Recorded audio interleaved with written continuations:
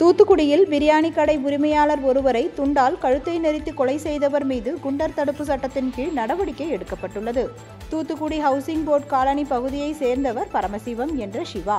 பிரியாணி கடை நடத்தி வந்த இருவரும் முத்துகிருஷ்ணாபுரத்தை சேர்ந்த மோகன் என்ற மோகன்ராஜின் நண்பர்களாக பழகி வந்தனர். சரித்திர பதிவேடு குற்றவாளியான மோகன்ராஜ் மீது சிப்காட் காவல் நிலையத்தில் 20க்கும் மேற்பட்ட வழக்குகள் நிலுவையில் உள்ளன. இந்நிலையில் பரமசிவம் நண்பர் மோகன்ராஜுக்கு தள்ளுவண்டியில் பிரியாணி கடை வைத்து கொடுத்துள்ளார். இந்நிலையில் கடந்த மாதம் 26ஆம் தேதி பரமசிவன் வீட்டில் அனைவரும் வெளியூர் சென்றிருந்ததால் இருவரும் வீட்டில் மது அருந்தியுள்ளனர். அப்பொழுது ஏற்பட்ட தகராறில் மோகன்ராஜ் துண்டால் பரமசிவத்தின் கழுத்தை நெரித்து கொலை செய்துவிட்டு தப்பிச் சென்றார். இது குறித்து சிப்காட் போலீசார் வழக்கு பதிவு செய்து மோகன்ராஜை கைது செய்தனர். இந்நிலையில் மாவட்ட காவல் கண்காணிப்பாளரின் பரிந்துரையின் பேரில் மோகன்ராஜை குண்டர் தடுப்பு காவலில் வைக்க மாவட்ட ஆட்சியர் உத்தரவிட்டார்.